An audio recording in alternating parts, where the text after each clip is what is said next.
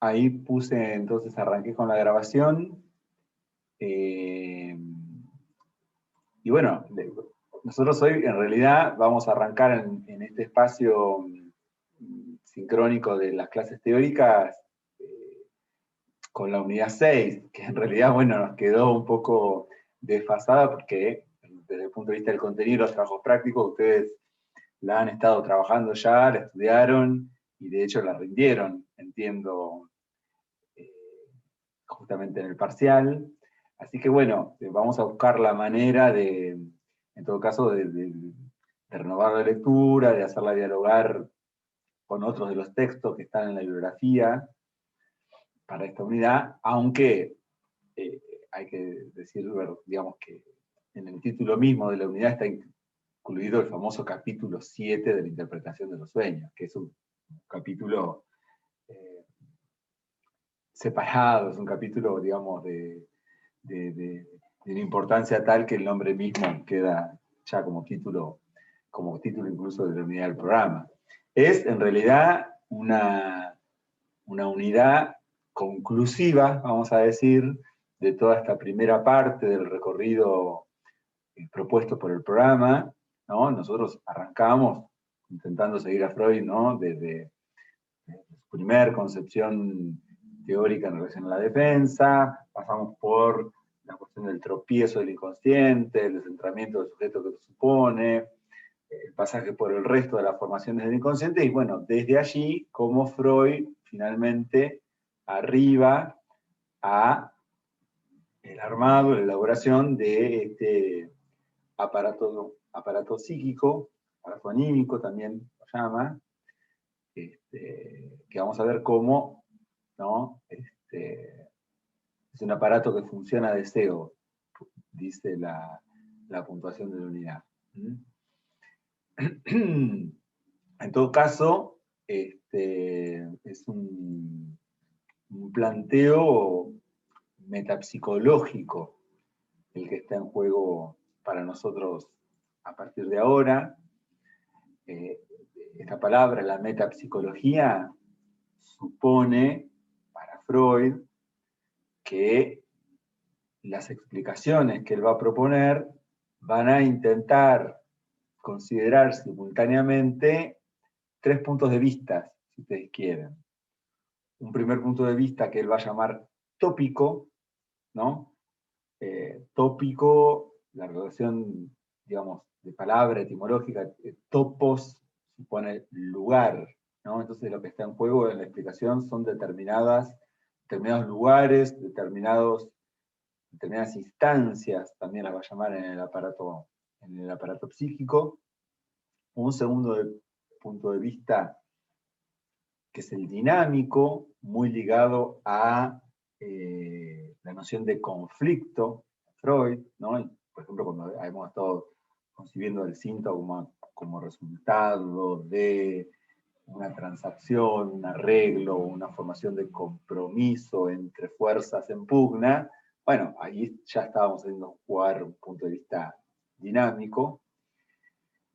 Y un tercer punto de vista que Freud va a llamar económico y que está ligado sobre todo a el tema de la cantidad, la suma de excitación, cuál es la vía por la cual se lleva a cabo ese procesamiento de la excitación a nivel del aparato.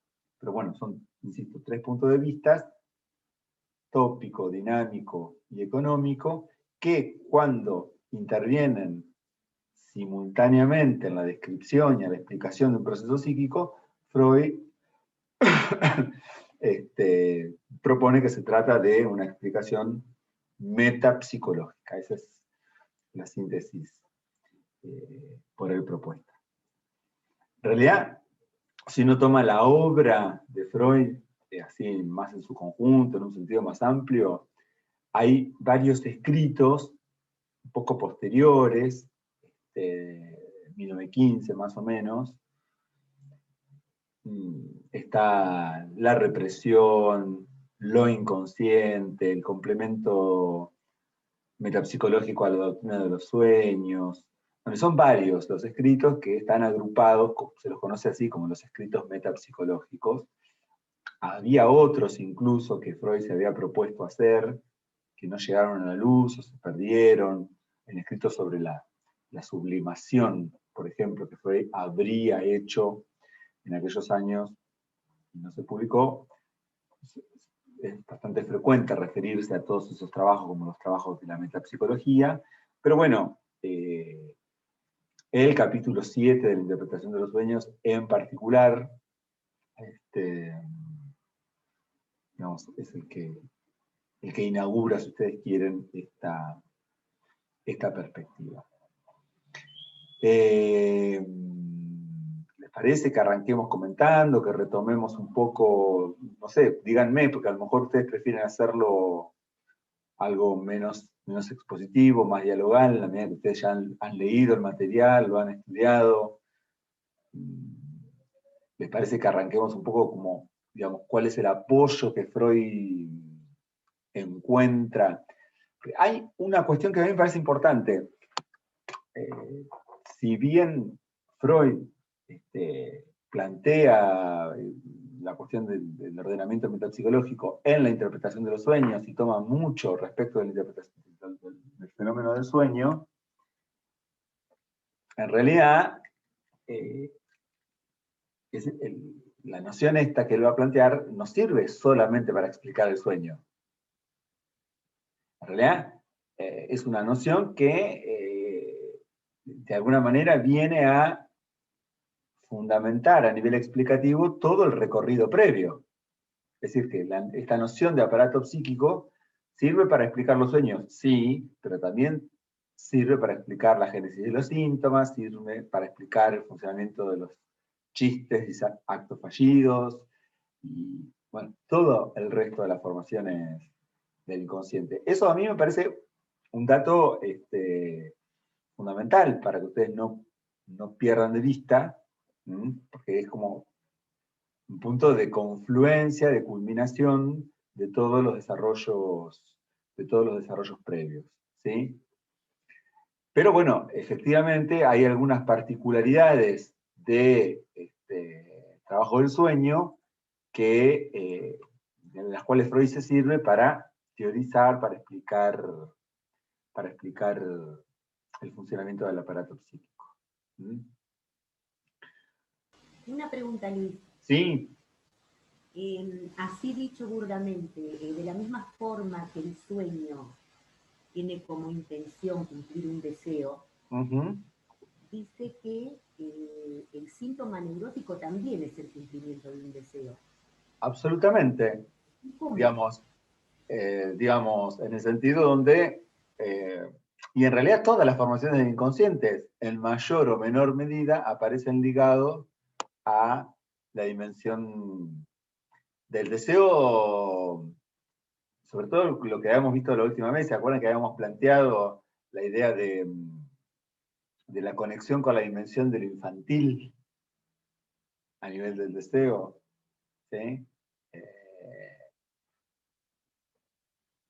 Ahora va a reaparecer. En todo caso, podemos retomar justamente el punto de partida de Freud, que es la tesis del sueño como cumplimiento de deseo, pero los síntomas neuróticos también. ¿Cuál fue el punto de arranque? Situar que encontraban su fundamento en el recuerdo de vivencias tempranas, infantiles. Bueno, la noción de deseo en Freud está como articulada, apoyada en su conexión con lo infantil y en su conexión con lo sexual. Sí, sí, eso desde ya, eso desde ya. Respecto del sueño y la tesis del sueño como cumplimiento de deseo, Freud sí lo que muestra es que, a diferencia de cómo se expresa conscientemente un anhelo, ojalá sucediera tal cosa, me gustaría que pase tal otra, incluso hasta del tipo de los tiempos verbales privilegiados a la expresión del modo desiderativo, como puede ser el potencial o el subjuntivo, Él lo que dice es que no, que en el sueño los deseos en realidad se muestran cumplidos en un tiempo presente, un presente del indicativo, ¿no? Y no es una reflexión, una idea, sino que se lo vivencia como si fuese una cualidad sensible, como cuando se percibe con los sentidos, ¿no? Eso estaba en relación a lo que habíamos llamado la puesta en imágenes, o el miramiento por la figurabilidad, en fin.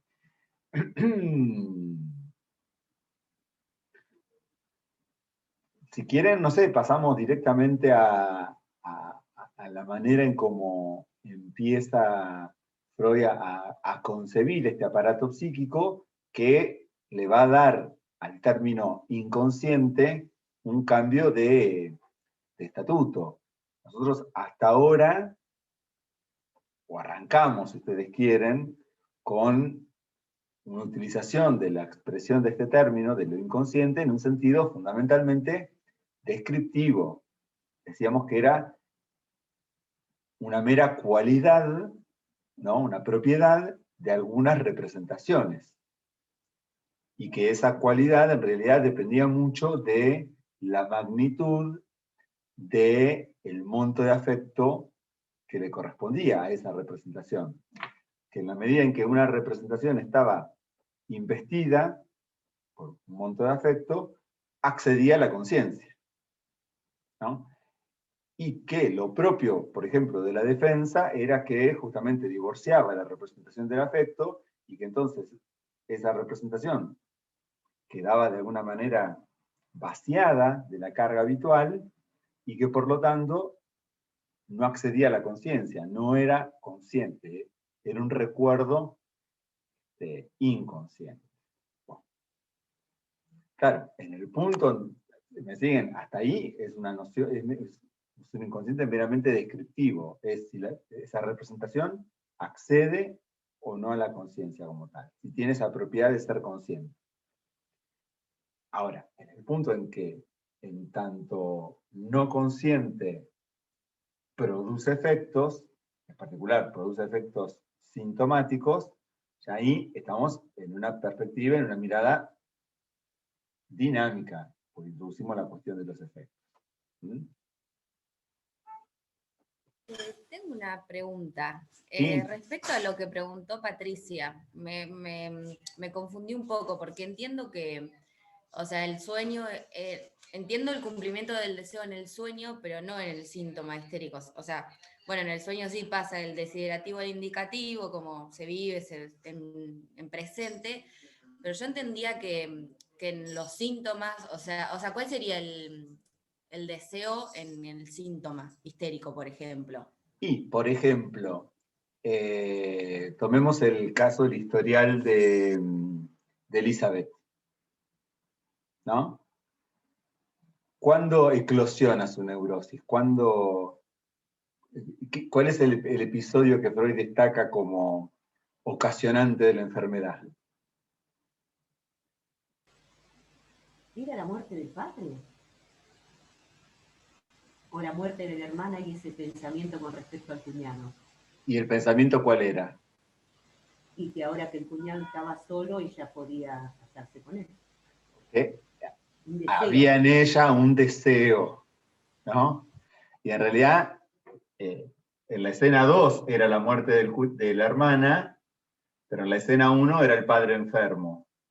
Y ya en ese momento había estado en juego el encuentro de un deseo, que era, salgo a divertirme, una salida, ¿no? Con el que me gusta, o me quedo en casa cuidando a mi padre.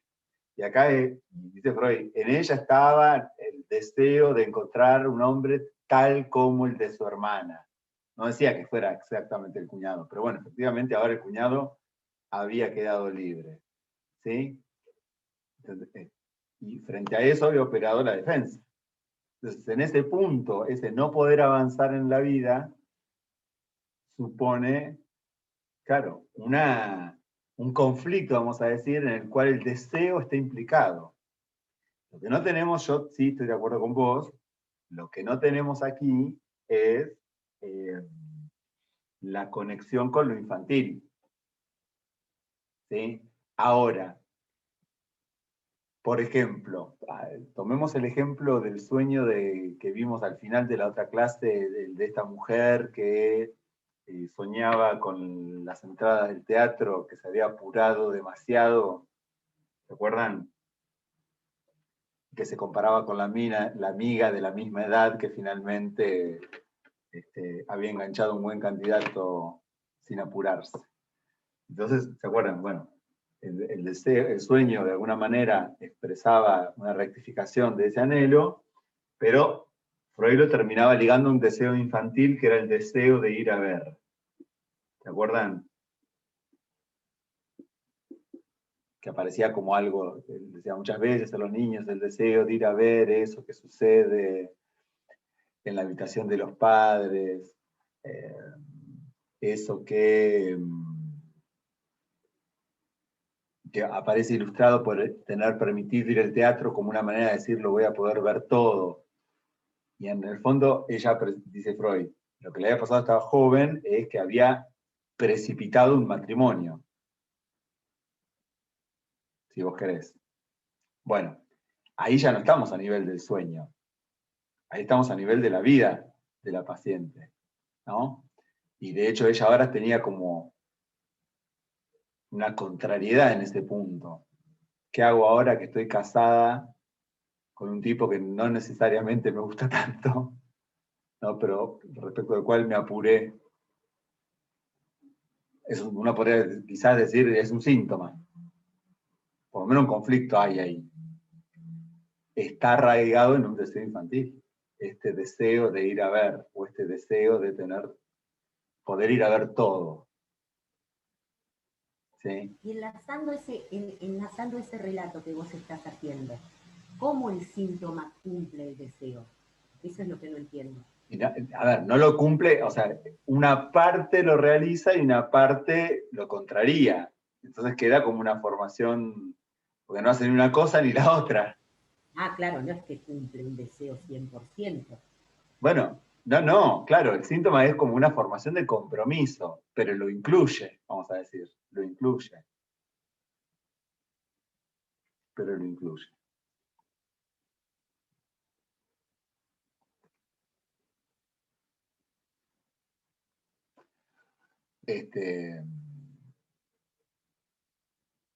Porque digo, esta mujer no se divorciaba, no se separaba, estaba ahí.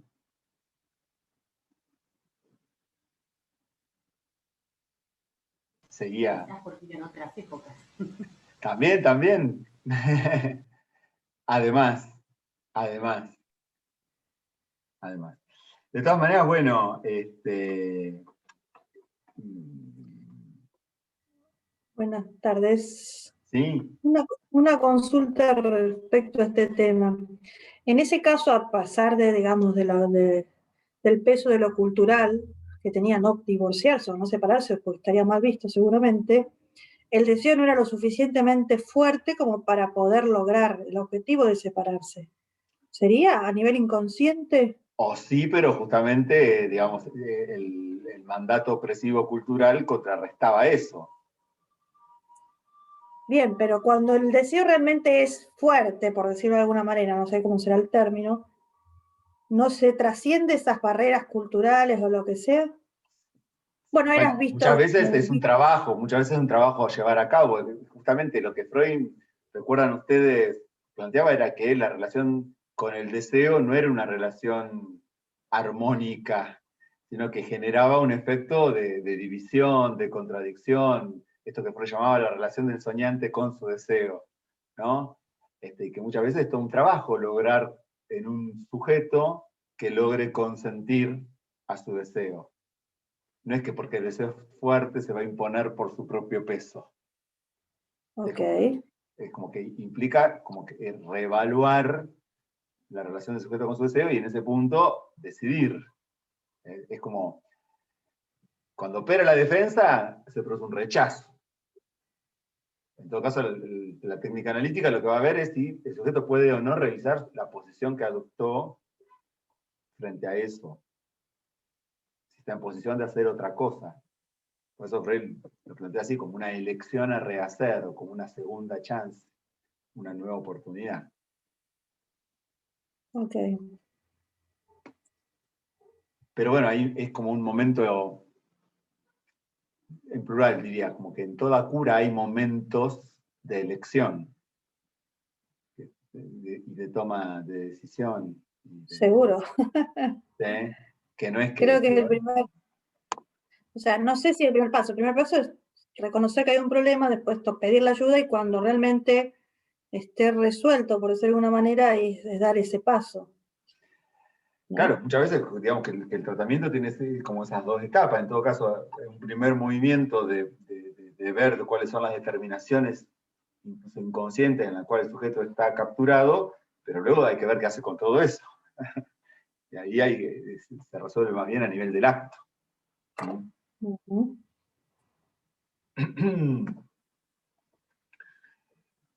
Bueno, cuestión es que, tomando esto que estaban diciendo recién del paralelismo entre el sueño con el síntoma, pero también con el resto de las formaciones del inconsciente, Freud justamente intenta dar un paso más, entendiendo que si todas tienen mecanismos comunes de elaboración, si todas surgen de las famosas leyes del proceso primario, bueno, habrá que poder concebir, teorizar cómo es que funciona ese aparato anímico capaz de generar una comunidad, digamos, mejor dicho, una diversidad de fenómenos muy grande, pero que sin embargo tienen una comunidad desde el punto de vista de su estructura y desde el punto de vista del funcionamiento, que digamos, los mecanismos de elaboración son idénticos en todos esos productos.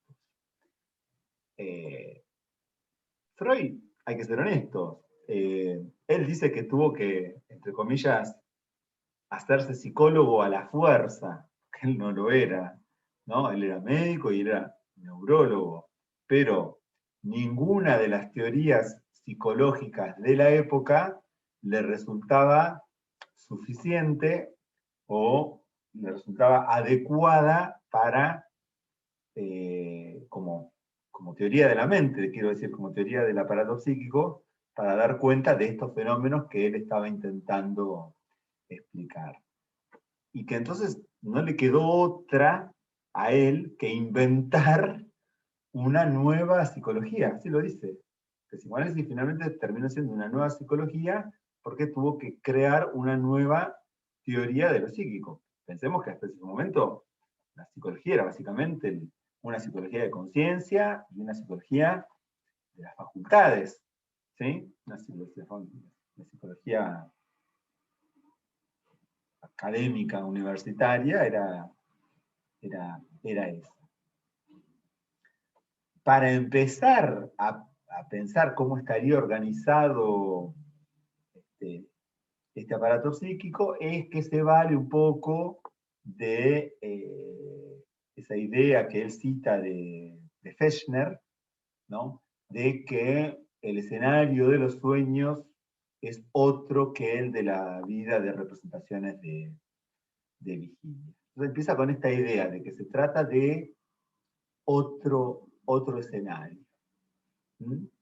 Y empieza a pensar la idea de una localidad psíquica, ¿mm? Que no es desde ya ninguna localidad cerebral, ninguna localidad anatómica. ¿Mm? Se mantiene a nivel de lo psíquico. Y para pensar un poco cómo estaría organizado este aparato, es que se inspira un poco en analogías, ¿no? Intenta hacer como comparaciones con lo que sería, bueno, aparatos creadores de imágenes de aquella época. Un aparato óptico, un aparato fotográfico o un microscopio. ¿Por qué busca esa analogía? ¿Y por qué? En el sueño está en juego la producción de imágenes oníricas, habíamos dicho. Entonces, bueno, busquemos, dice, una analogía con otros aparatos que también se ocupan de producir imágenes. Pero bueno, no le pidamos a la analogía más que lo que la analogía puede brindar. Es una representación auxiliar más, digamos, un útil del pensamiento, que Freud, digamos, toma para intentar transmitir las ideas. Cuestión que en la idea de Freud, este aparato, este instrumento anímico, está compuesto por diversos elementos que él denomina instancias o sistemas, y que habría una orientación, dice, constante. Ahí hay una primera aclaración a tener en cuenta para nosotros, que es que él nos dice que esa constancia no la tenemos que pensar necesariamente como una constancia espacial, ¿sí? Sino que fundamentalmente lo que está en juego es la dimensión del tiempo. Que esas relaciones bastante fijas entre las diversas instancias que conforman el aparato son de índole básicamente temporal.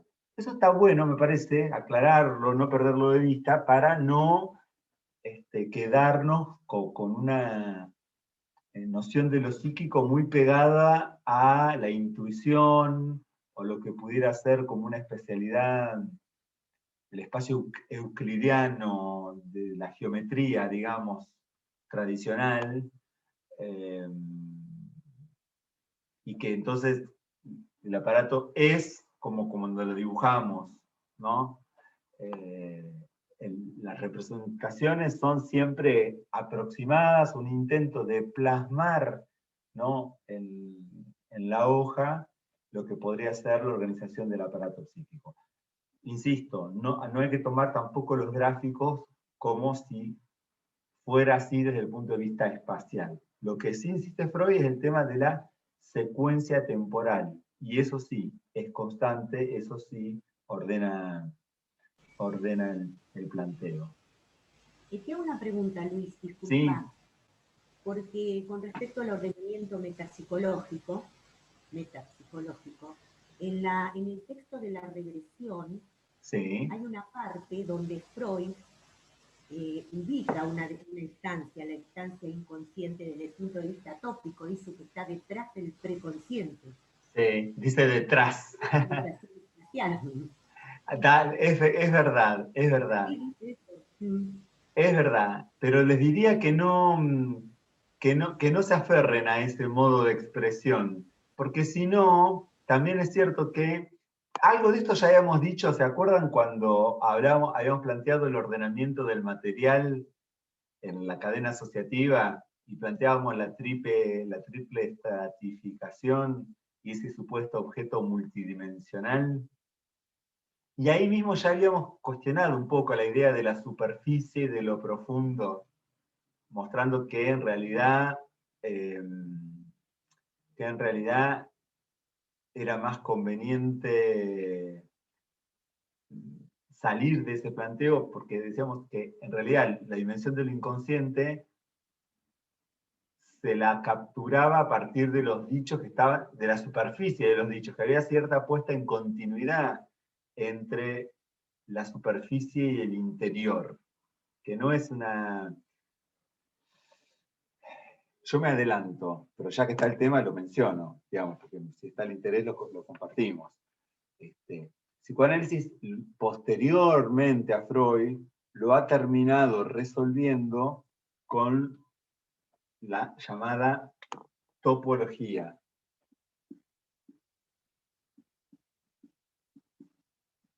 La topología, no sé si se llega a leer en el pizarrón, me quedó muy suavecito.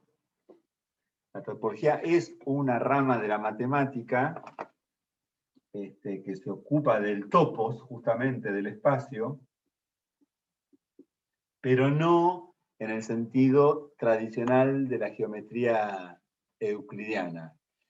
Y, por ejemplo, trabaja con figuras, después si quieren googleen algo, en donde las relaciones interior y exterior, superficie, contenido, están alteradas.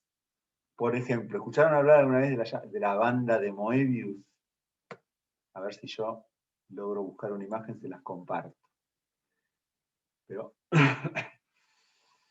pero por ejemplo, si un objeto sencillo de los topológicos, igual los objetos topológicos no tienen representación. Imagínense una cámara de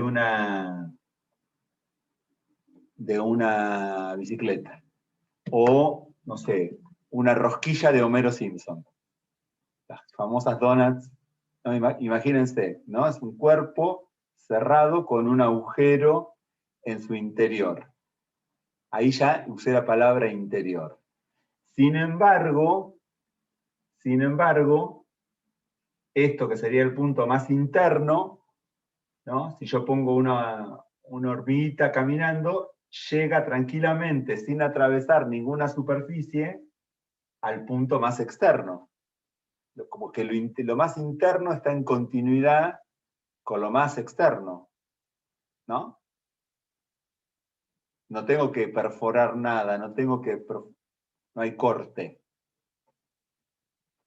Bueno, lo mismo con, a ver si les encuentro alguna imagen acá en Google, esperen.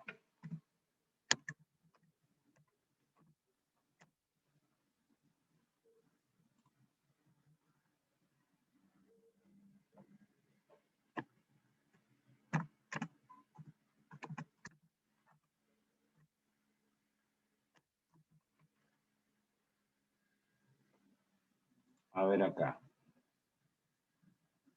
Acá hay un lindo ejemplo, por ejemplo. A ver si se ve, si se logra ver en realidad.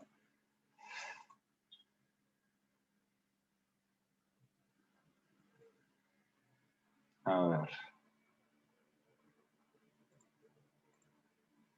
Ustedes imaginen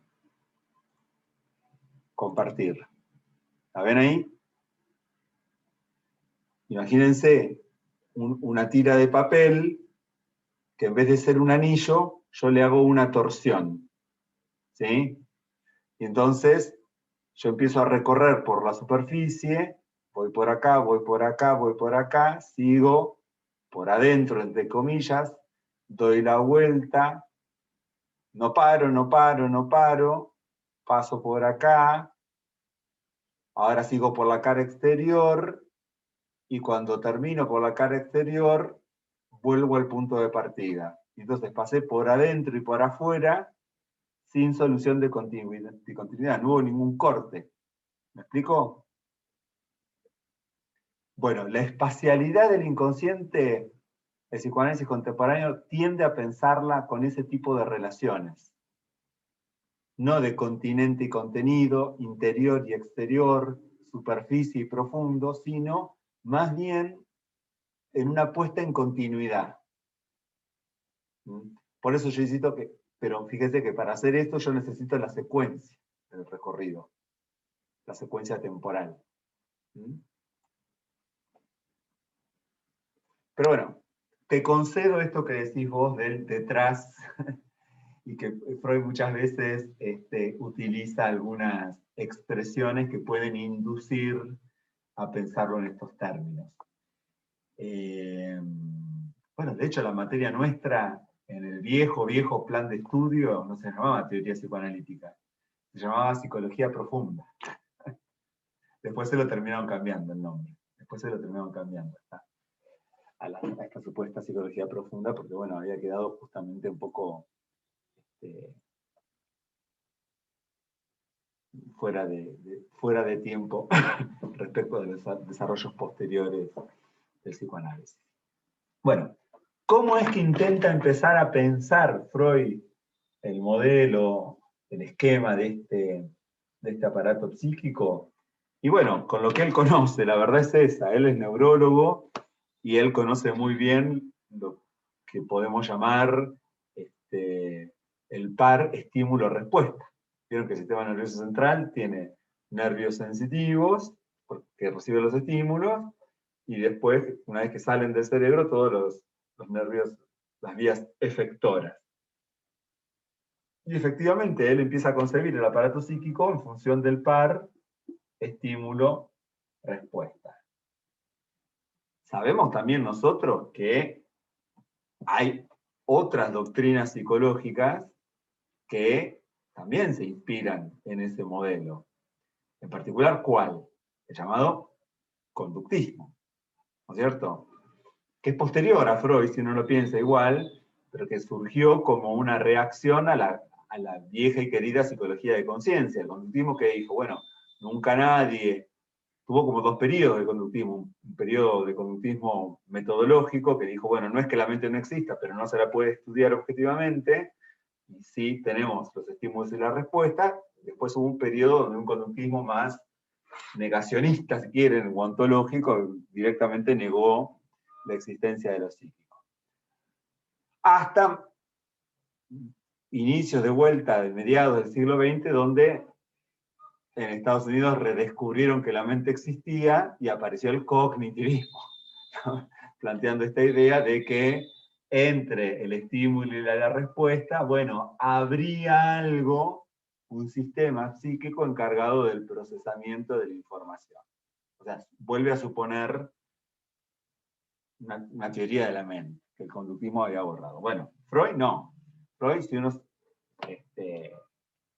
lo compara con los desarrollos de las otras doctrinas psicológicas, él dice que entre los estímulos que provienen del mundo y nuestra respuesta, nuestras conductas motrices, nuestros actos, hay efectivamente mente, hay, lo llama, bueno, aparato psíquico o aparato anímico.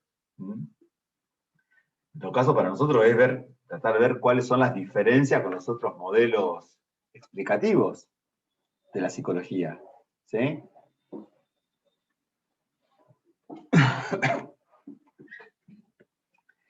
Y que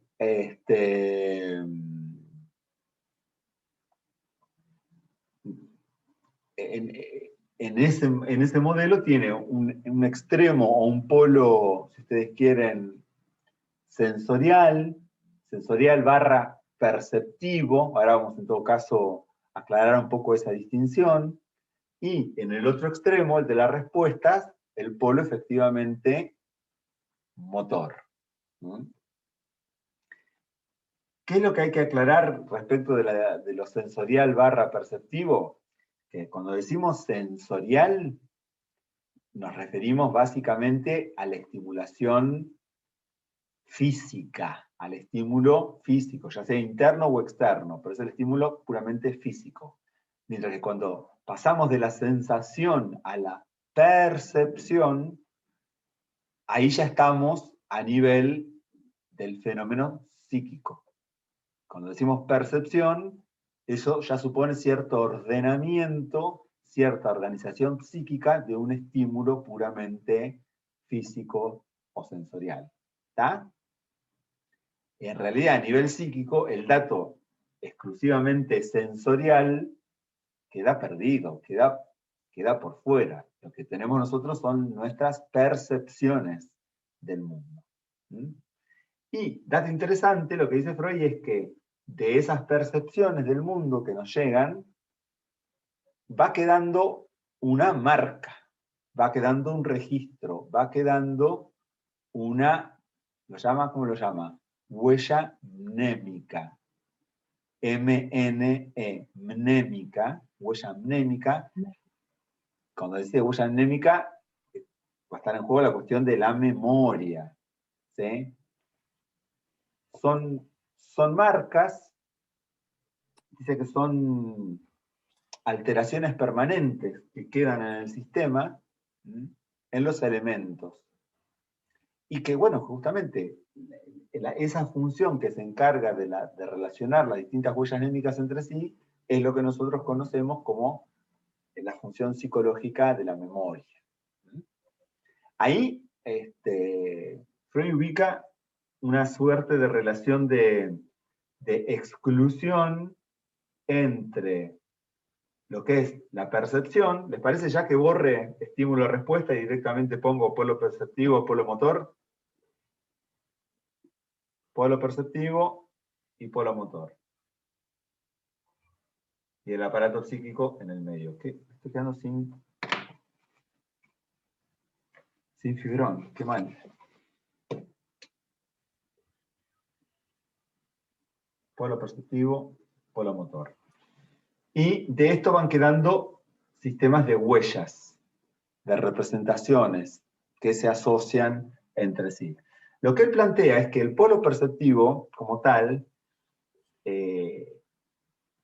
no conserva nada, vamos a decir, porque si así lo hiciera, rápidamente se saturaría, y al contrario, ese polo debe quedar de alguna manera abierto para recibir nuevas percepciones.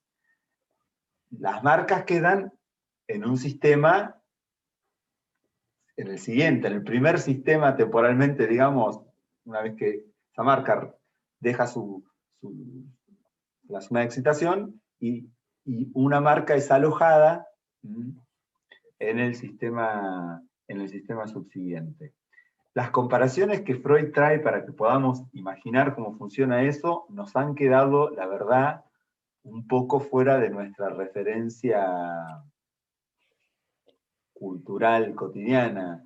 Él compara esto con lo que llama el juego infantil de la pizarra mágica. Yo no sé si algunos de ustedes alguna vez jugó a la pizarra mágica.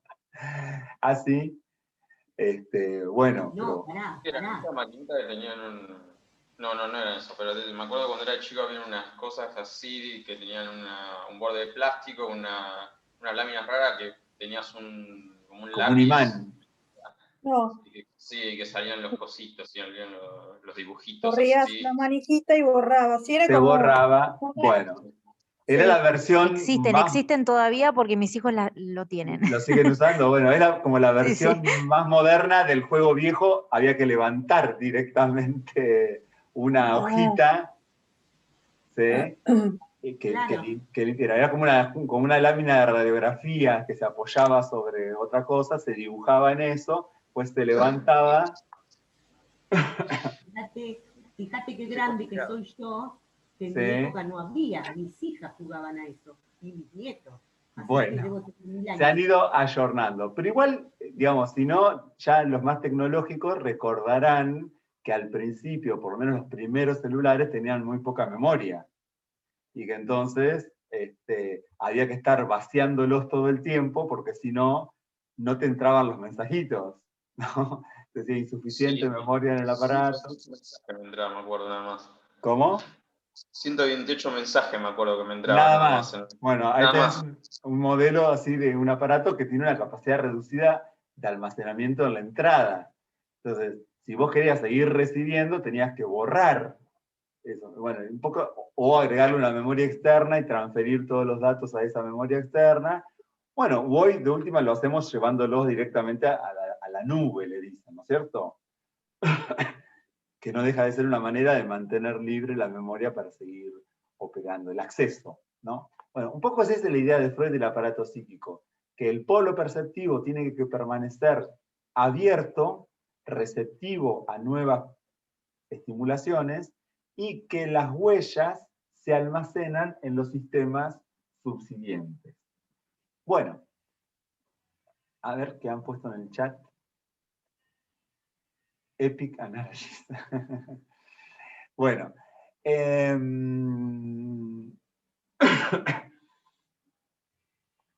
esas huellas se van, dice Freud, asociando entre sí. Se van estableciendo diversos tipos de relaciones. Y en la medida en que esas marcas, esas inscripciones, inicialmente básicamente se suelen asociar por relaciones de simultaneidad. Luego se le agregan, por ejemplo, relaciones causales. Y a medida que se va complejizando el tipo de relaciones que se establecen entre ellas, se consolidan y se establecen lo que estamos ya acostumbrados en el lenguaje nuestro a denominar representaciones. ¿Está? Ahora, las representaciones también implican cierto nivel de complejidad y de establecimiento de relaciones y de articulación. Y él dice, inicialmente no están anudadas a palabras. Es en determinado momento que esas representaciones se asocian, se relacionan con las palabras y devienen efectivamente representaciones palabras. ¿Por qué le da tanta importancia al nexo con las representaciones palabras? Dice, porque esto es lo que finalmente permite a un contenido que acceda a la conciencia. Es en la medida en que puede ser articulado en palabras que ese contenido, esa representación, accede a la conciencia como tal.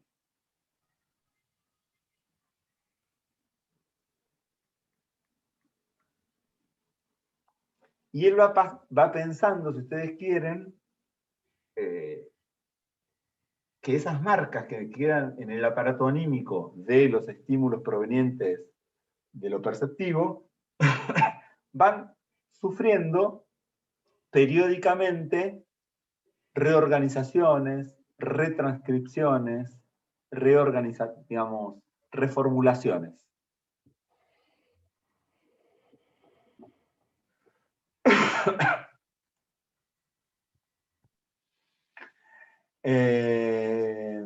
Estoy pensando, en la clase habíamos mencionado ahí alguna referencia a la carta 52, donde Freud plantea esta idea de los reordenamientos de las huellas némicas según retranscripciones sucesivas. Y que bueno, en la medida en que las huellas devienen preconscientes por su nexo con la representación palabra, es que finalmente entran en relación con el yo, con la organización del yo oficial, del yo como instancia. ¿Sí? Ahora, es un planteo bastante novedoso, ¿no? Desde el punto, si uno lo compara con la teoría empirista del asociacionismo tradicional. ¿Qué es lo que decía el asociacionismo? Estamos en contacto con el mundo, somos esa famosa tabula rasa que el mundo impresiona sobre nosotros, deja sus huellas, sus marcas, que impactan en nuestra conciencia.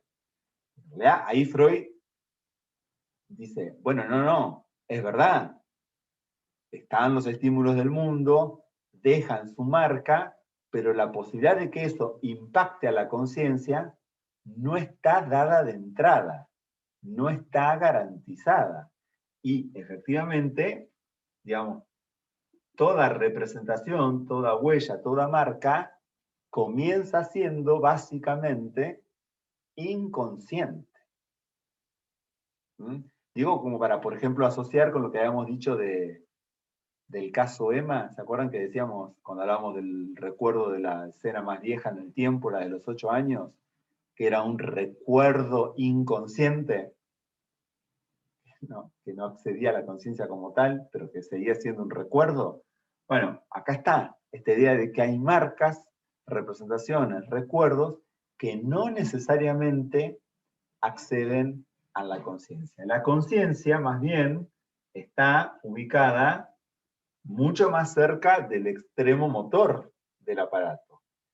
Y que aparte, también es cierto que no es demasiado amplio, vamos a decir, el margen que puede, digamos, que la conciencia puede tener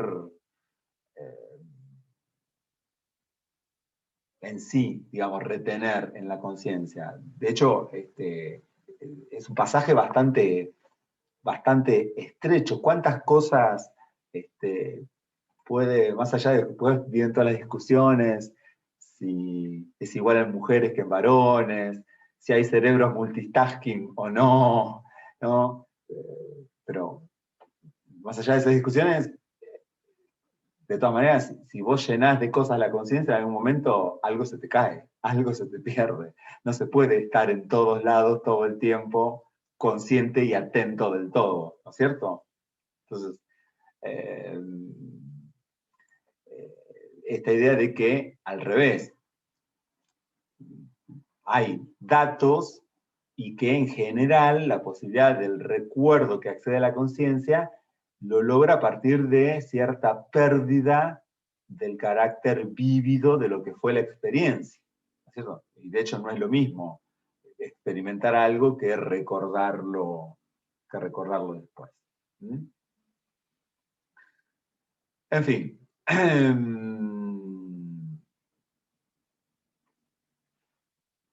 Va a establecer básicamente, ¿no es cierto?, 3 sistemas. Dijimos la conciencia, el preconsciente y el sistema inconsciente. Sistema preconsciente y conciencia, sistema preconsciente y conciencia, en realidad desde el punto de vista de las leyes que lo rigen, dice Freud, es lo mismo, ¿no? Ubica allí el proceso secundario, ubica allí el funcionamiento del llamado principio de realidad. La única diferencia hay es la posibilidad o no concreta en acto de que una representación alojada en el sistema preconsciente pueda, por un gasto psíquico de atención, ser evocada momentáneamente en la conciencia, ¿no? Freud ahí se pone un poco, si quieren, como más fino, más quisquilloso, diciendo, bueno, esa representación que en este momento no estaba en la conciencia, ¿era inconsciente? ¿Sí o no? Sí, desde un punto de vista descriptivo, en el sentido de que en este momento yo no soy consciente de ese recuerdo. Ahora, basta que yo lo evoque y que eso efectivamente logre recuperarlo y logre investirlo con la suficiente atención para hacerlo consciente al recuerdo, entonces era inconsciente pero susceptible de conciencia. En términos tópicos, no era inconsciente, era preconsciente. ¿Está? Era inconsciente solo en un sentido descriptivo, no todavía en un sentido propiamente tópico.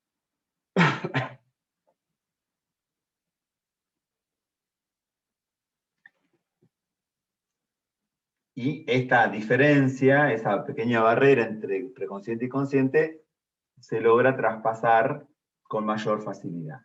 En cambio, donde Freud ubica una barrera un tanto más compleja, más sólida, más consistente, es entre los sistemas inconsciente y preconsciente.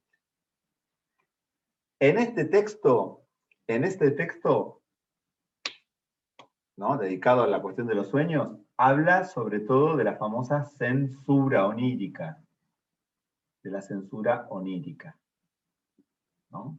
Una suerte de barrera que impide, ¿no?, que los contenidos inconscientes accedan al preconsciente y desde allí a la conciencia. Y de hecho, por obra de las exigencias de la censura, se producía toda esa enorme transformación que llevaba a cabo el trabajo del sueño en el viraje del contenido latente al contenido efectivamente manifiesto. Y la necesidad de recurrir a la condensación y al desplazamiento, ¿no?, como los mecanismos privilegiados para burlar la censura, ¿no? Solamente esos contenidos podían acceder a la conciencia de manera desfigurada, por medio de la alusión. Recuerda que hablábamos bastante de la cuestión de la alusión. Bueno. Para las otras formaciones del inconsciente, ¿qué términos utilizaba Freud o qué ubicaba aquí? Bien, ubicaba la defensa, ubicaba la represión.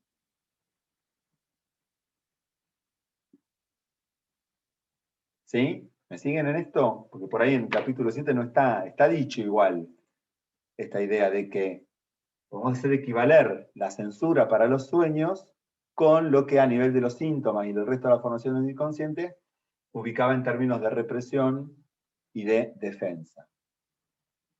Porque básicamente, ¿cómo opera metapsicológicamente la represión? Quebrando, rompiendo el nexo de las representaciones inconscientes o representaciones cosa con las representaciones palabras. Se quiebra ese lazo asociativo. Se le deniega su traducción a palabras.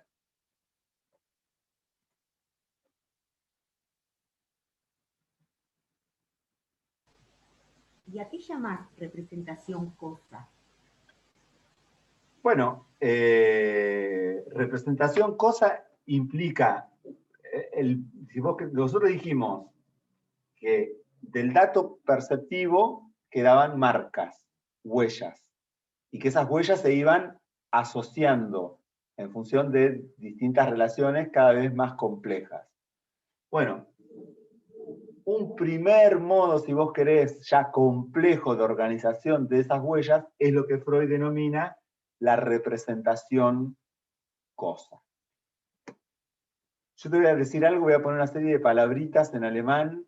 Si te sirve, tomalo, y si te confunde, déjalo. Él plantea muchas veces, lo pongo en alemán porque en el español usamos las mismas palabras, pero no son lo mismo, justamente. Él dice, existe algo que queda completamente fuera, incognoscible, como un resto, que le llama la cosa del mundo, vamos a decir así. La cosa del mundo, la cosa en sí. En alemán dice das Ding. Das Ding. Pero es un término.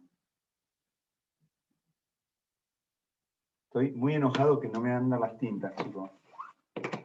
Tengo 10 millones de marcadores y no me anda ninguno. ¿Se ve ahí? Ding. Das Ding. La cosa del mundo. Distinto de la representación del objeto como tal. La representación objeto. Y ahí él escribe objet. Y la palabrita, esta se la pueden aprender porque la van a reencontrar muchas veces. Representación en alemán es Vorstellung. Vorstellung. La representación objeto. O sea, una cosa es la cosa del mundo, la cosa en sí, y otra es la representación del objeto. Este dato como tal está perdido. Nosotros no tenemos más que la representación, nunca tenemos la cosa en sí. El referente está como caído, si ustedes quieren. Ahora, esta representación objeto Freud la descompone en dos términos. Por un lado, lo que denomina la representación cosa, y por otro lado, la representación palabra.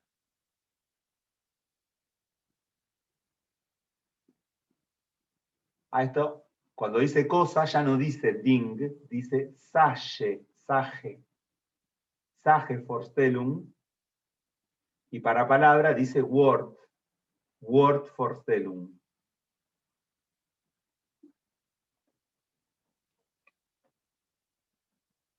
El inconsciente, dice, funciona a partir de representaciones cosa, no la cosa del mundo. El preconsciente y la consciencia funciona además cuando a esa representación cosa se le añade la representación palabra. Profe, la represión implica una consulta antes de que continúe. el quiebre entre ambas. Sí. En cuanto a la representación cosa como imagen, eso sería, por ejemplo, los sueños. Bueno, si vos querés, En el proceso primario. quizás podríamos utilizar esas imágenes. Sí, podría ser. Podría ser. Y por ejemplo, en cuanto a representación palabra, se daría en la parte de vigilia con el proceso secundario, ¿puede ser? ¿O estoy entendiendo mal? Sí. No, está bien. Representación palabra implica ya la posibilidad de enunciarlo como tal.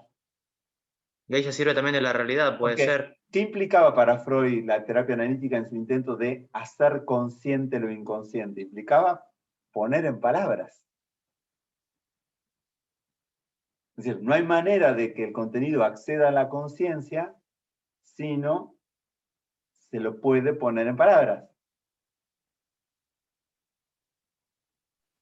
Claro, entiendo. Y es por eso, por ejemplo, que en el caso del pensamiento, pasaría, no sé, me imagino en el proceso secundario, cuando se rige más que nada de la realidad con el pensamiento.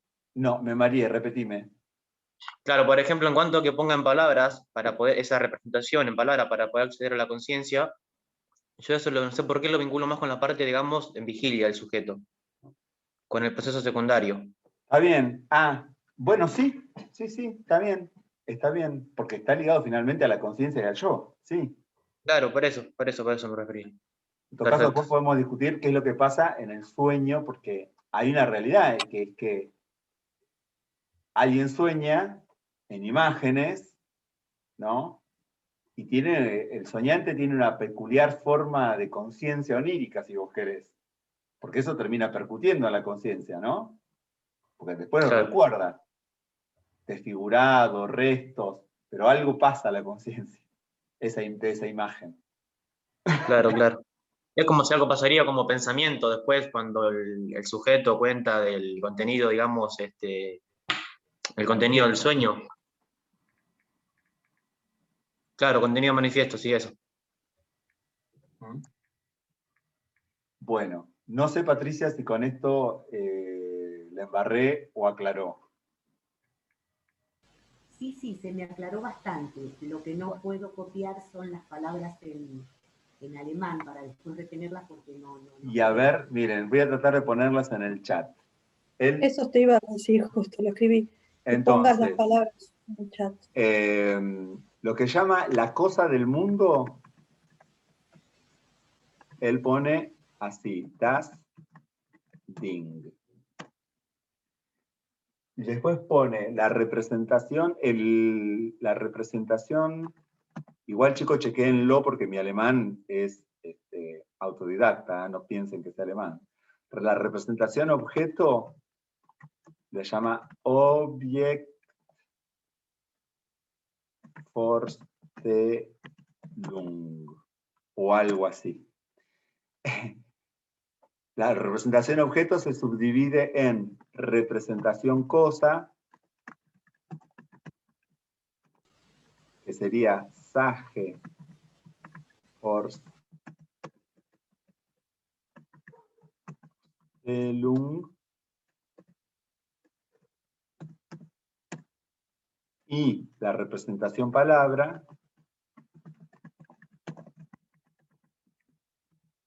sería la Wortvorstellung.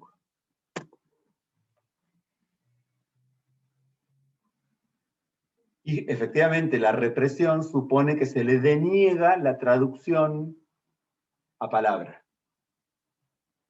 No accede a la palabra.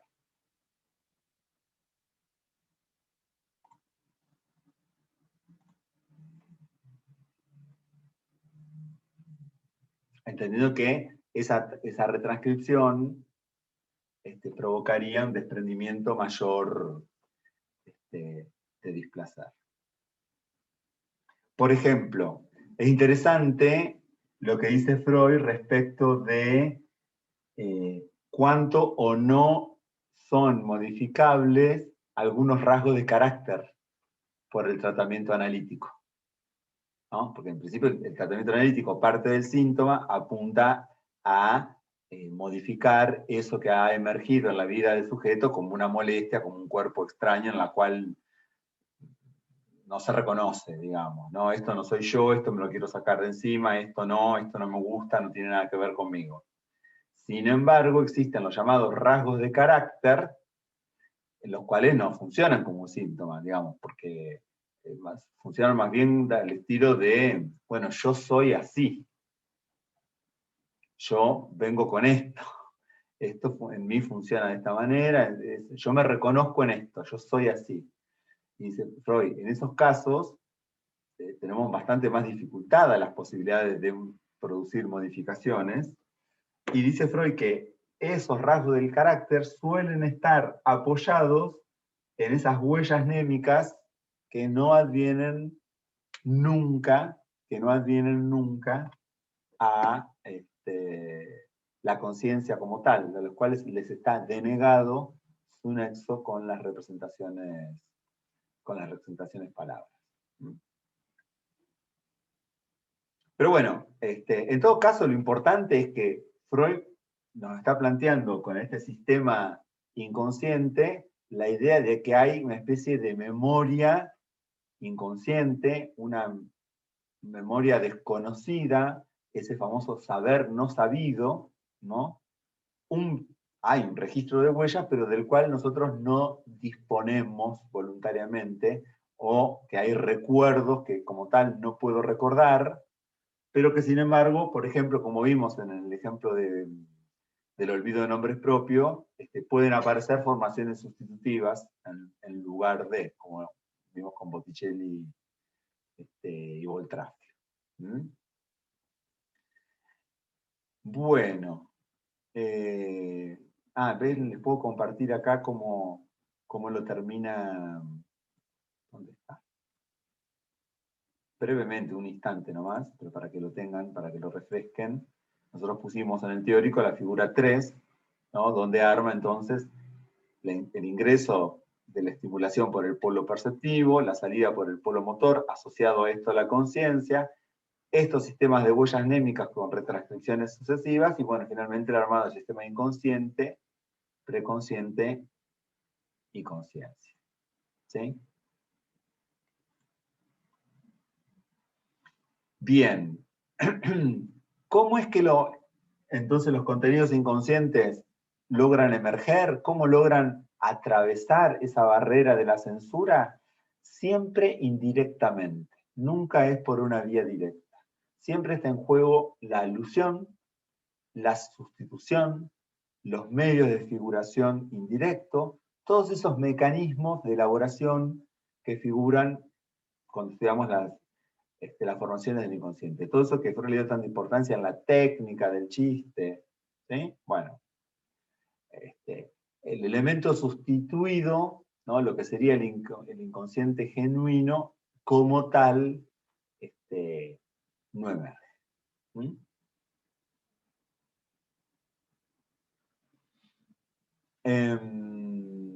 Esperen que vea por dónde seguimos en la clase.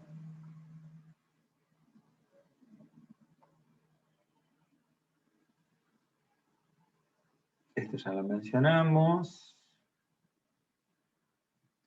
Bueno, en relación al sueño, ¿cómo aplica el esquema a la situación del dormir y a la formación del sueño? Lo que él plantea es que se produce una situación muy peculiar que tiene que ver con el estado del dormir, que es que están cerrados, vamos a decir, ambos polos, ¿no? En principio, el sujeto se procuró un estado en el cual lograba como estimularse de todos los estímulos, al menos los exteriores, ¿no? Ausencia de ruidos, ausencia de luz, ausencia de extrema de frío, calor, se dio como las condiciones necesarias para retirarse del mundo y olvidarse de sus estímulos, y al mismo tiempo la motilidad voluntaria al menos está completamente reducida, completamente cerrada. Como efecto entonces, ¿cómo pasa, profe Psicoso? Cuando dijeron ustedes los profesores que pueden entrar estímulos del ambiente o internos adentro del sueño, pueden tener representación dentro del sueño, Y también por qué existe el sonambulismo. Bueno, por eso, o sea, pero justamente lo que estamos diciendo es que si hay estímulos que intentan interferir, el deseo de dormir lo que hace, ¿te acuerdan que decíamos? Intenta como incorporarlos de modo tal que no resulten demasiado perturbadores. Eso es coherente con este planteo, que se mantiene esa voluntad de cerrazón y de que no haya algo lo suficientemente potente como para despertarme. Eso se mantiene. O sea que están cerrados, pero no totalmente cerrados. Uno podría decir eso. Pero bueno, en el punto en donde es incluido para no despertarme, sigo cerrado al mundo. Porque el estímulo como tal lo desatiendo, lo integro en mi ficción. El sonambulismo sería involuntario. El sonambulismo sería un acto involuntario en este punto, claro. Por eso digo, la motilidad voluntaria está, y de hecho, bueno, todo, no es que no te ponen en la cama y te quedas ahí 8 horas quietito tipo vampiro, no, uno se mueve también mientras se gira de un lado para el otro, pero bueno, es toda motilidad involuntaria. O incluso, qué sé yo, puede tener algún correlato, no sé, si estás soñando en una pesadilla, te estás escapando, a lo mejor, no sé, podés tener un pequeño sacudón en la pierna mientras dormís, pero no es que salís corriendo efectivamente, ¿sí? Voluntariamente. Eso me hace acordar, discúlpame Luis, Sí. seguramente lo hemos experimentado todos, el hecho de estar durmiendo y hay algo que te hace sentir como que te caes y te despertás, viste, te agarrás de la cama. Ajá. ¿No te pasó? Bueno, muy sí, normal. pero bueno, pero lo que vos traes ahí es interesante porque te despertás. O sea que el punto es que fracasa la función del sueño allí, como guardián del dormir, en ese ejemplo. Ah, claro. Claro. ¿Sí? Bueno, nosotros lo que habíamos dicho, que lo que ponía en marcha el sueño era un deseo, ¿no? Que de ahí venía el empión para la formación del sueño, la fuerza impulsora, la fuerza pulsionante, habíamos dicho el otro día, cuando Freud hablaba del deseo como el socio capitalista. Pero bueno, ese deseo funciona, dice, como la percepción, en el sentido de que se mueve en un sentido progrediente y intentando manifestarse a nivel de la conciencia. De día es más difícil que esto suceda porque efectivamente está operatoria, está en marcha la función de la censura, de la defensa. Sin embargo, lo que él plantea es que al dormir, como los otros polos están básicamente reducidos, si no quieres decir cerrado completamente, pero al menos reducido en su completo funcionamiento, se produce un relajamiento de la censura, ¿no? Que facilita el comercio, dice, entre ambos sistemas, ¿no? Entonces que el deseo durante un tramo es capaz de avanzar siempre por medio de desplazamientos, de alusiones, de ciertos disfraces, va ligando algún resto diurno, preconsciente, pero una idea suficientemente indiferente, no demasiado cargada, que haya quedado de la vigilia.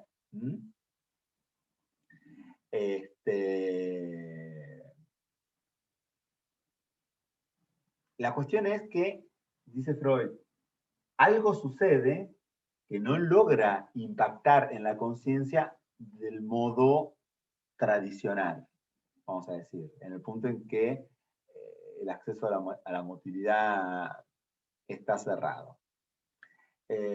Ahí es donde va a plantear una novedad, si ustedes quieren, una diferencia, que le va a servir en parte, aclarémoslo, en parte, porque no toda la explicación va por ahí, ¿por qué soñamos en imágenes? ¿Cómo es que se produce o a qué obedece ese carácter alucinatorio del sueño? Cuando digo alucinación, es entre comillas, porque no es una verdadera alucinación en el sentido que la psicopatología o la psiquiatría clásica piensa una alucinación psicótica, ¿no? Pero sí, en principio, la idea de que aparece una imagen de algo que está ahí cuando en realidad no está. Vamos a decirlo así, en un sentido. Freud habla de que la excitación toma un camino de reflujo o una vía regrediente, ¿no? Y dice, había avanzado lo suficiente, había logrado tomar elementos del sistema preconsciente, pero no llega a percutir a la conciencia directamente, sino que toma la vía regrediente y que esas representaciones, digamos, regresionan hasta lo más cercano del polo perceptivo. Inviste esas huellas némicas, ¿no? Las más cargadas de la sensorialidad, las más capaces de evocar esa experiencia en términos sensoriales. Es decir, no como recuerdo consciente, sino como experiencia lo más cercano a la experiencia vivida. Dice, es desde allí, por esa excitación de las imágenes sensoriales, que logra finalmente impactar en la conciencia como si fuera una percepción. No lo es una alucinación, pero logra finalmente en esa sobreinvestidura impactar en la conciencia.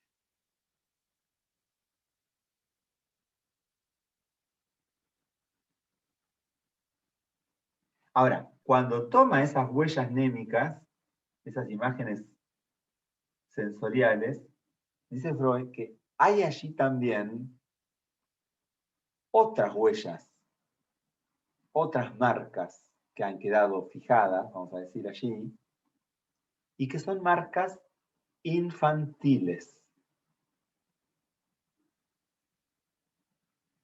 Son marcas infantiles. ¿Se acuerdan que cuando vimos sueño hemos dicho que no eran solamente deseos actuales, los deseos de la víspera, esos anhelos o deseos preconscientes los que funcionaban como realizándose, sino que esos mismos entraban en conexión con antiguos deseos infantiles. De la monografía botánica estaba la parte de las láminas, cuando Freud escribía las láminas, por ejemplo. Hay muy poquito dicho de él, porque es muy autorreferencial, digamos. Freud no avanza mucho de él, de sus deseos infantiles, vamos a decir, no dice demasiado. Algo del padre también menciona, de él en relación a su padre, pero no es en lo que más abunda. Bueno, lo que él dice es que entonces, en ese movimiento regresivo, muchas de las relaciones lógicas de los pensamientos oníricos se van perdiendo, se van desarticulando, se pierden, por ejemplo, las relaciones causales cuando no estaban dando simultáneamente, cuando no estaban dadas inicialmente, las relaciones de simultaneidad, ¿sí? Para finalmente producir esa puesta en imágenes. Luis, antes que sí. siga, perdón. Sí, sí. No me quedó claro, no recuerdo bien qué fue lo que dijiste. ¿Por qué esa excitación toma un giro y se vuelve como un reflujo regrediente? No, Bueno, no sé por qué. lo digo esquemáticamente y después la tratamos de desarrollar. Freud da, por eso yo dije que en parte es lo primero que digo yo. Freud da dos razones. Dice, por un lado está cerrado el polo motor. Ese es el primer gran grupo de razones. Las esclusas de la motilidad voluntaria están cerradas. No puede avanzar. Pero en segundo lugar, dice, hay algo a nivel inconsciente que funciona como un polo de, la palabra que usa es atracción.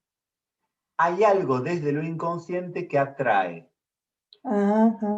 Son las dos cosas. Son las dos cosas. Profe. Sí. Esto que hay, que funciona como polo de atracción, ¿serían las huellas? Son huellas, pero no cualquiera. Son las huellas ligadas a lo infantil. Son huellas ligadas a lo sexual.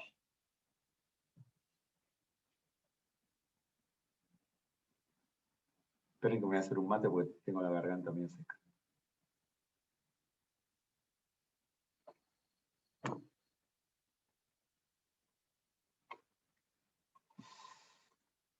¿Sí? Entonces, por un lado el camino regrediente, sostenido en el cierre de las esclusas de la motilidad voluntaria, y por otro lado, la idea de que hay un polo de atracción. Miren, les leo la cita, que la van a encontrar en la página 539. Dice, no podemos rechazar respecto del sueño la posibilidad de que la mudanza de pensamientos en imágenes visuales sea en parte consecuencia de la atracción que sobre el pensamiento desconectado de la conciencia y que lucha por expresarse, ejerce el recuerdo figurado visualmente que pugna por ser reanimado. Según esta concepción, el sueño puede describirse también como el sustituto de la escena infantil alterado por transferencia a lo reciente. La escena infantil no puede imponer su renovación, debe conformarse con regresar como sueño. Fíjense qué cercano esto a la cuestión del síntoma. El síntoma parecía un sustituto desfigurado de los recuerdos de escenas infantiles. Y acá está diciendo casi lo mismo. El valor de lo infantil como polo de atracción que busca ser reanimado, pero que no puede emerger directamente.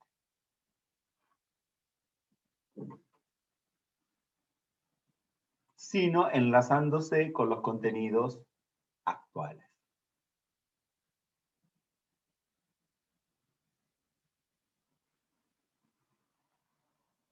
Esta es una idea que van a ver que la van a encontrar en los otros escritos metapsicológicos que nombramos hace un rato y que algunos de hecho están puestos ahí en la bibliografía de la unidad, el complemento metapsicológico a la doctrina de los sueños, la represión, lo inconsciente.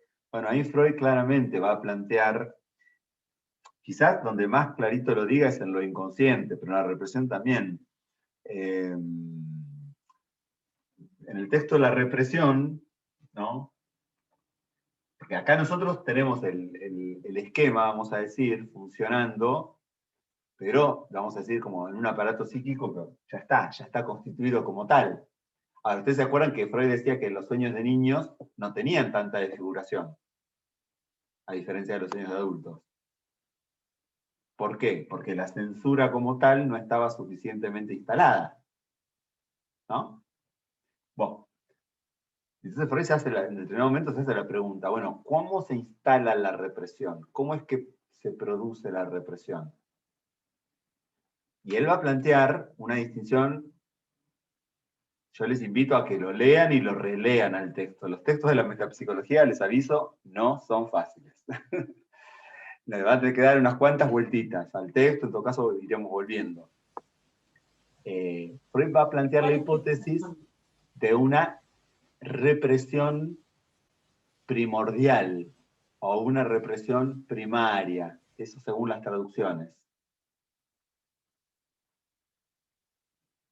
La idea de que lo que hoy conocemos como represión o represión propiamente dicha tiene un fundamento que es lo que denomina represión primaria, represión primordial. ¿Qué sería esto? Dice Freud, es un supuesto del mecanismo que dio origen al inconsciente. Estamos planteando en términos ya de constitución del sujeto, en términos de estructuración del aparato psíquico, ¿no? La fundación del inconsciente, si vos querés. Bueno, ¿es fechable en el tiempo? ¿Es un momento del desarrollo? No. No, Freud no lo está planteando. De hecho, todo esto es una conjetura que él hace a partir del tratamiento de neuróticos adultos. Pero ¿qué es lo que dice? Es la idea de que en determinado momento la represión como tal se instala, hay una serie de contenidos que nunca accederán a la conciencia como tal, pero que me explican por qué luego se produce el esfuerzo de dar caza, o la represión propiamente dicha. Cuando algún contenido actual entra en conexión con ese reprimido primordial, se pone en marcha nuevamente la defensa.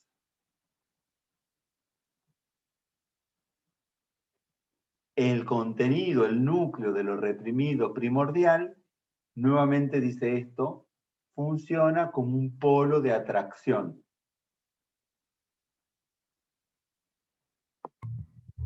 Traducido en criollo, sería como que Estoy tratando de algo, traducirlo lo más criollo posible, te juro.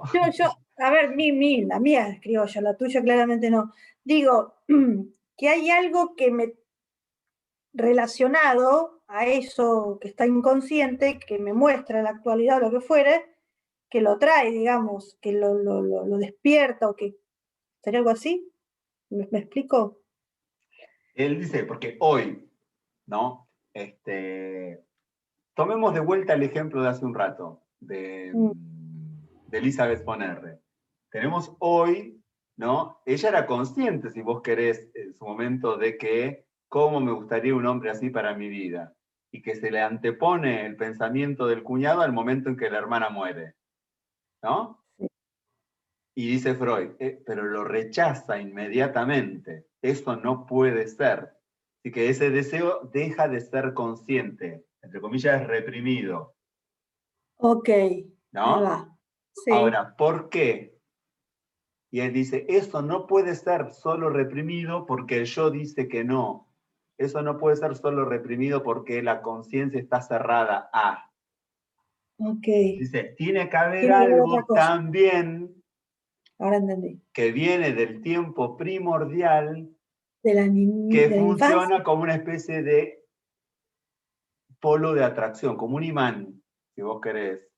Entonces, Entiendo. cuando un contenido actual se conecta asociativamente con eso, puede ser reprimido. Por eso lo llama así, a la represión propiamente dicha, la primera que él descubre, el mecanismo de defensa, digamos, la llama así, esfuerzo de dar caza. Es como que sale a cazar un contenido para traerlo al inconsciente. Lo llama así, esfuerzo de dar caza. Ahora dice, eso solo es posible de pensar si tenemos primero un polo de atracción. Es como que desde algún lado eso es atraído. Okay. Profe, tengo una consulta, porque Sí. me mareé. O sea que en la represión no solo actúa el yo, sino también este polo que atrae. Exacto. Ah, ahí está, perfecto. Lo entendí. Exacto. También. No es, Lo mismo con el no sueño, es lo mismo con el sueño, por eso es válido lo que estamos diciendo para el sueño, es válido para el resto de las formaciones del inconsciente. Es un poco la lógica con la que piensa Freud.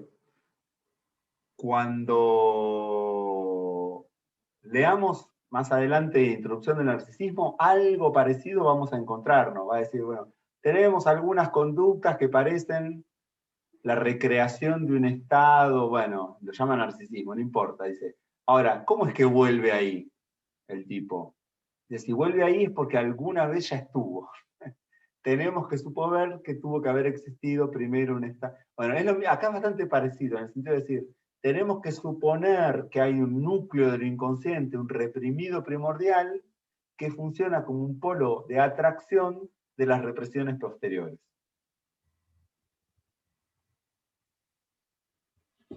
Lo mismo.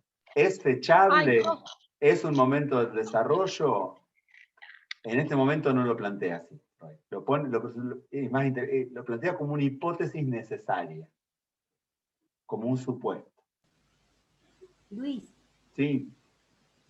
¿En qué texto está esto? Esto está en la represión y en lo inconsciente.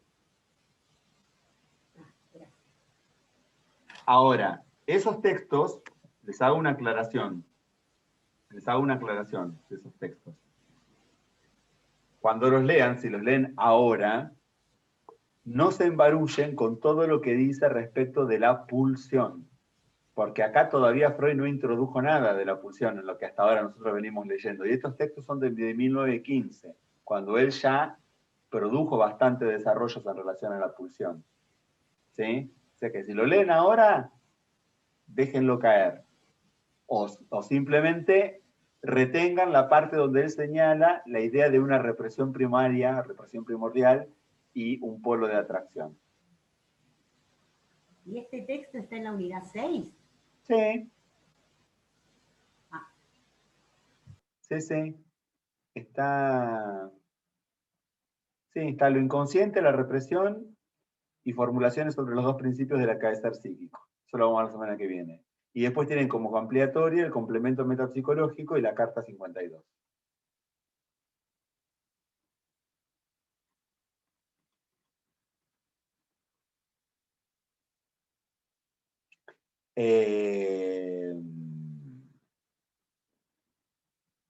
Desde el punto de vista metapsicológico, por ejemplo, Freud, ¿puedo borrar acá un poco? Porque me quedó chica la pizarra. Y no es la pizarra mágica esta. Desde el punto de vista metapsicológico, ¿se acuerdan que nosotros planteábamos siempre cierta relación entre representación y afecto, ¿no? Y que la defensa operaba produciendo el divorcio entre la representación y el afecto. Esa representación era despojada y el afecto era desplazado a otra cosa. Bueno, en estos textos de lo que estamos hablando, algo interesante que dice Freud es que en gran medida este afecto, que es arrancado de la representación originaria, en el proceso represivo, es utilizado a los fines de sostener la defensa, como un sistema de carga y contracarga, de pesos, un intento de equilibrar para que ese recuerdo no acceda a la conciencia. El afecto opera como una suerte de contrapeso. ¿Cómo lo llama? Contrainvestidura, una contrainvestidura, que impide el acceso a la conciencia de esa representación inconsciente. Bueno, ¿qué es lo que dice? Que la represión primaria o la represión primordial opera por pura contrainvestidura. Que no tiene una condición previa, es como una reacción de rechazo frente a los primeros estallidos de angustia. Insisto, en todo esto para acercarnos un poco a la idea de que lo inconsciente no es una cosa, que el inconsciente no tiene un estatuto ontológico, si quieren tomar términos filosóficos, sino, como arranca el texto de lo inconsciente, es un supuesto necesario y un supuesto legítimo. Decir que es un supuesto no quiere decir más que es una hipótesis, que es como una suposición que a Freud le permite complementar, intervenir y explicar una serie de fenómenos, ¿no? Las formaciones, el síntoma en particular. Y cuando nos dice que es un supuesto necesario, lo que está en juego es la idea de una necesidad lógica, ¿no? De lo lógico, de lo necesariamente lógico. En el sentido de que tiene que ser así. Tiene que ser así.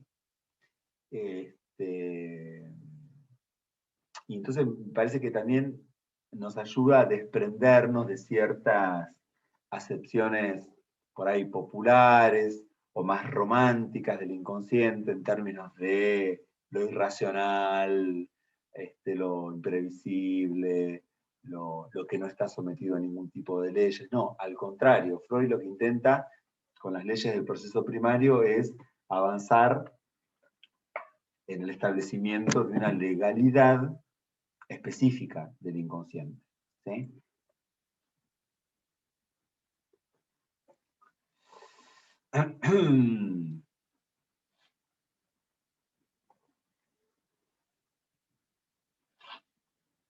¿Cuáles serían esas propiedades, si ustedes quieren, del sistema inconsciente? Ahí lo van a encontrar sobre todo en el apartado 5 del texto Lo Inconsciente, donde él ejemplifica con la lógica del caldero, vamos a decirlo así. Esta idea de que distintas mociones de deseo pueden subsistir unas al lado de otras sin necesariamente influirse y sin necesariamente contradecirse entre sí. Da el ejemplo del caldero. El caldero, ¿qué es un caldero? Pusimos una imagen, se las muestro. Esto es un caldero. ¿Vieron como esa ollita metálica que se cuelga en la Edad Media para cocinar en el fuego? Bueno, y el ejemplo que da Freud para pensar un poco el inconsciente es de un hombre que le había pedido prestado a su vecino el caldero para cocinar, después se lo devuelve y al rato cae el vecino enojado, ¿no? Porque se lo había devuelto averiado, se lo había devuelto roto. ¿Y qué le responde el tipo? Le dice, en primer lugar, que se lo había devuelto intacto. En segundo lugar, que el caldero ya estaba agujereado cuando se lo pidió. Y en tercer lugar, que nunca le había pedido prestado un caldero. ¿Entiendes? Las tres respuestas totalmente contradictorias simultáneamente. Bueno, Freud nos dice, así funciona el inconsciente. Esa es la lógica del inconsciente. Es decir, que no funciona el principio de no contradicción. A nivel inconsciente, los opuestos no se cancelan recíprocamente, en todo caso van a confluir en la formación de compromiso. Es una lógica, los lógicos contemporáneos hablan de lógicas consistentes y de lógicas inconsistentes, ¿no? Las lógicas consistentes son las que estudiaron ustedes de primer año, que rindieron el final hace poco. Es la lógica aristotélica clásica, la lógica proposicional, la lógica sostenida en el principio de identidad, de no contradicción, principio de tercer excluido, una lógica bivalente, ¿no? Algo es verdadero o algo falso, pero no es verdadero o falso simultáneamente. Bueno, no. A nivel inconsciente, no existe, o sea, digamos, es una lógica inconsistente, donde algo puede ser verdadero y falso simultáneamente. Tampoco existe, dice Freud, ni funciona la negación, ¿sí? Lo que prevalece en general, dice Freud, a nivel inconsciente es una gran movilidad de las intensidades, de las investiduras, de los montos de afectos que circulan, se desplazan libremente. Y que entonces, por el proceso de desplazamiento, una representación lo que puede hacer es desplazar a otra, total o parcialmente, el monto de investidura. Por la vía de la condensación, una representación multívoca puede captar en sí la investidura de muchas otras. ¿Sí? Bueno, es básicamente lo que vamos a estudiar bajo el nombre del proceso primario. Y respecto del tiempo, lo que insiste Freud es que los procesos inconscientes son atemporales. Los procesos inconscientes, dice, son atemporales, no están ordenados con arreglo al tiempo, no se modifican, no se desgastan por el transcurso de él, ni tienen relación con el tiempo de la conciencia. ¿Mm? Es esto de que si para el inconsciente no está resuelto, así haya ocurrido 100 años atrás, es hoy.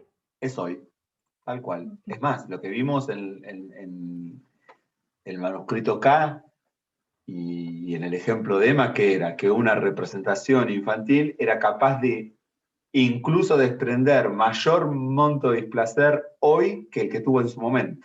De su origen, sí. ¿No? O sea, fíjate qué diferencia esa concepción de la temporalidad propia del inconsciente. ¿Mm? Y finalmente lo que dice es que el inconsciente no tiene ningún miramiento por la realidad, ¿no? está básicamente sometido al principio del placer, que no depende más que de las magnitudes en juego, en esa regulación placer-displacer. Y bueno, son leyes diferentes, son modos, digamos, yo subrayo todo esto porque me parece que nos ayuda a esta noción del inconsciente como sistema, como instancia, ¿sí? Esto que subrayamos desde el principio, cuando dijimos vamos a ahora meternos en una mirada metapsicológica, y no solamente descriptiva. ¿Ningún miramiento de qué dijiste? ¿Del presente? Respecto de las exigencias de la realidad. Ah, de la realidad.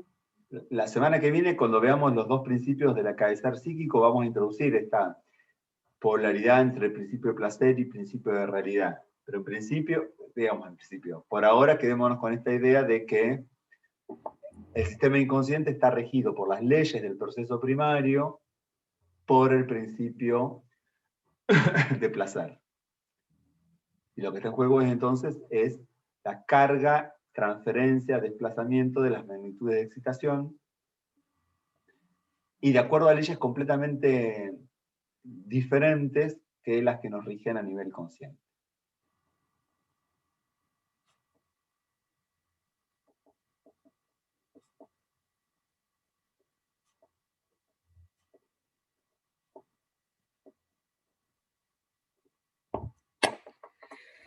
Muy bien.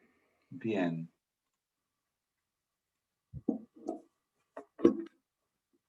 Yo por hoy dejaría, nos quedaría la próxima, la segunda parte, donde nos vamos a meter directamente con la cuestión del deseo inconsciente y cómo Freud intenta teorizarlo a partir de la llamada experiencia de satisfacción. Cómo son estas leyes del proceso primario y secundario y cómo repercuten en la organización anímica. ¿Está? ¿Les parece? Sí, sí. Bueno, esperen que voy a detener la grabación.